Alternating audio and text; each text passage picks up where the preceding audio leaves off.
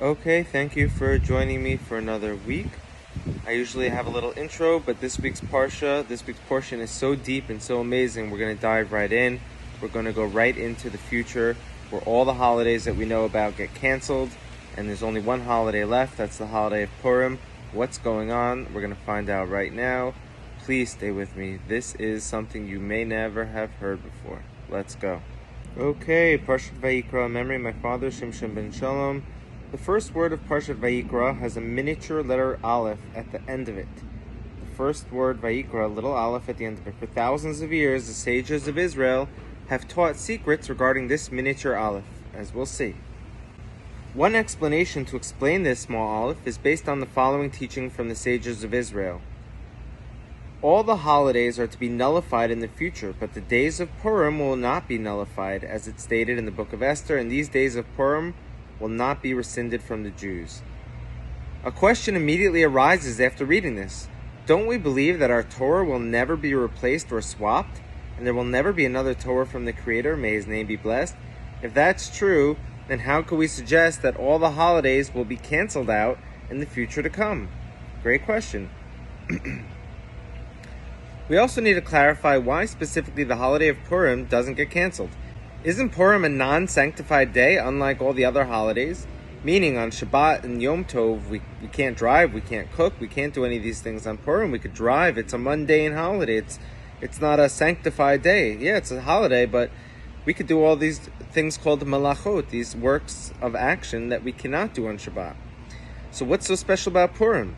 To answer, we will preface with another teaching from the sages of Israel. It says in the Talmud, Rava says, a person is obligated to become intoxicated in Purim until he does not know the difference between Haman and Mordechai. What? We must understand this language of intoxication, which is traditionally understood as from wine, as well as what is the concept of until one doesn't know the difference. What does that mean? To answer this, there are two categories of miracles. There are revealed miracles through the suspending of the program, which is not in the normal order of nature. Then there are hidden miracles that are embedded within the laws of nature. All of our holidays were established to remember revealed miracles that were beyond and above the laws of nature. An example being the Israelites leaving Egypt, as we say in each holiday during prayers, Zecher l'tziat Mitzrayim, in remembrance of us leaving Egypt. However, the miracle of Purim occurred in a hidden manner and was clothed in nature, specifically to reveal to us that the Holy One, blessed be He, can be found within us at all times and all circumstances, and that even in the times when we cannot see the revealed miracles, Hashem's hidden love will never be removed from us, and He continuously watches over us with divine providence. And in times of exile, specifically in the final generation of the days of the Mashiach, the main worship of the people of Israel today is to instill in ourselves absolute faith to know that there is no chance or natural unfolding in the world.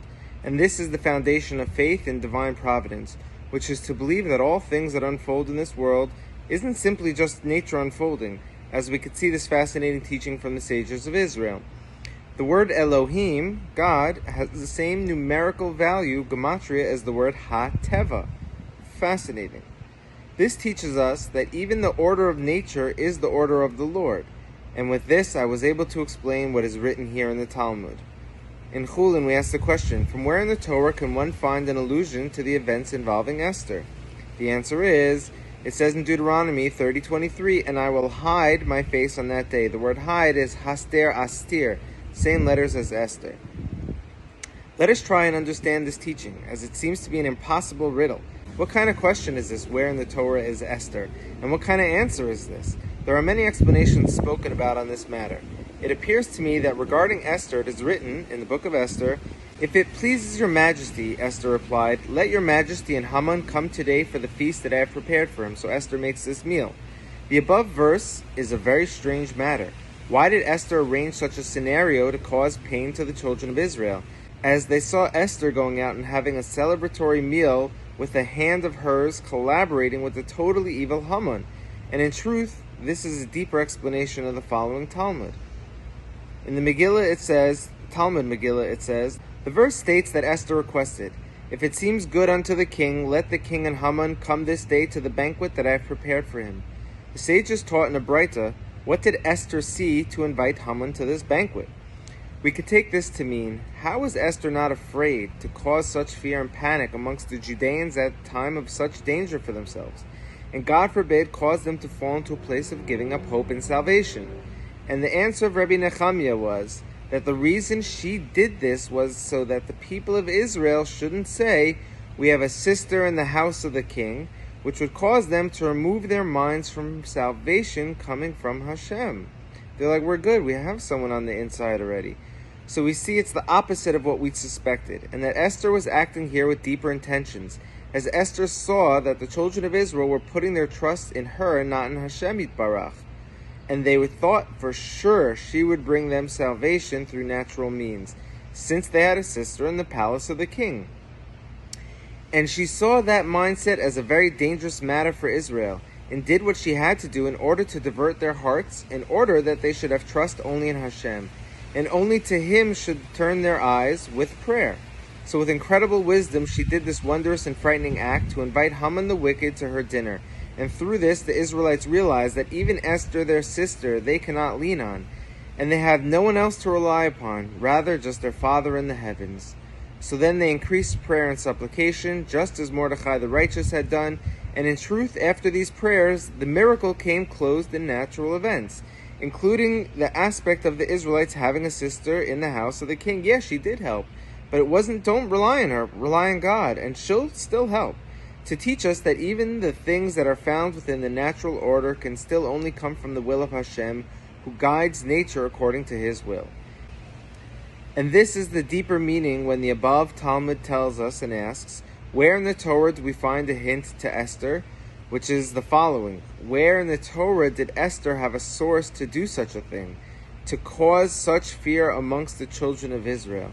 Then the answer for this is the verse from the Talmud that were given from the book of Deuteronomy 31:18. Yet I will keep my countenance hidden on that day, because of all the evil they have done in turning to other gods.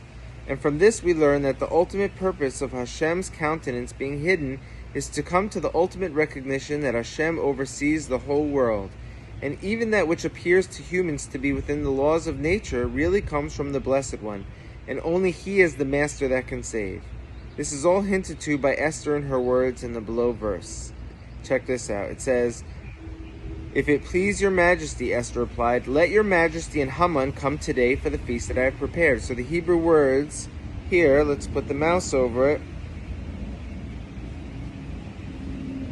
Yavo Hamelech v'Haman Hayom, which the first words, let your majesty and Haman come today. The first letter of the words, let your majesty and Haman come today, spell out the divine name, Yud K Vav K, which is in English the Tetragrammaton, very hard name to pronounce.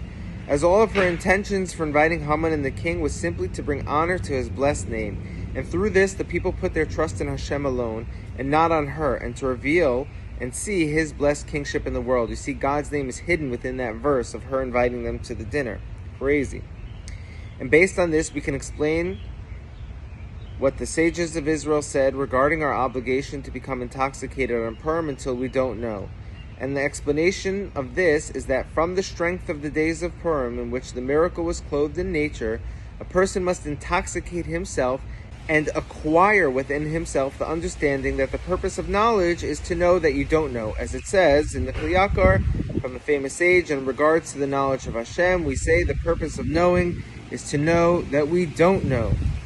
The explanation of this is that even things that appear to be in the order of nature, and it's clear that this is something that we know and understand, even that matter is only unfolding simply due to the blessed and elevated divine want and will.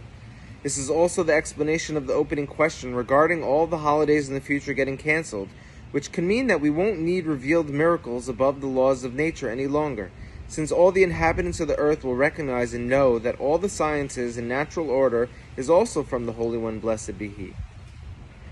And the days of Purim won't be cancelled, which means that the lesson we learn from Purim will never cease to exist from the world. And with all this, we can explain the secret of the small aleph of the word Vayikra. Since the word Vayikra has a numerical value of 317, which is the same number as the words of like the laws of nature, Kederech HaTeva, which we have to include the letter count, part of the rules of Gematria. And we know that the letter Aleph always represents Alufo Shel Olam, the master of the world, the one to teach us that even the matters of the natural world that we can observe, know, and understand, in reality is small and minimized next to the master of the world. Like that little Aleph, Hashem, hiding in the Derech HaTeva, and the laws of nature, which no mind can grasp him at all. And even Moses, our teacher, the greatest of all the prophets and sages, has this small Aleph when being spoken to.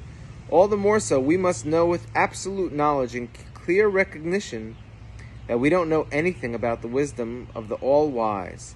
And it is upon us to believe that everything, even that which appears to be natural and according to the way of the world, that still is based on the desire of the master of the world, and with Hashem's help, this is correct.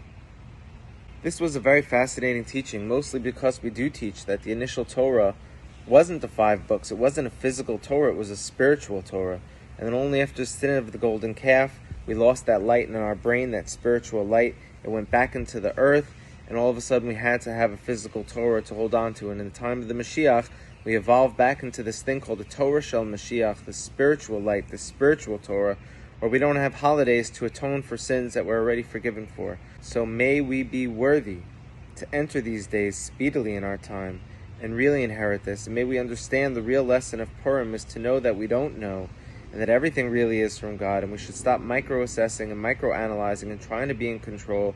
Let go and trust the process. It's low stakes. Shabbat Shalom. Over and out.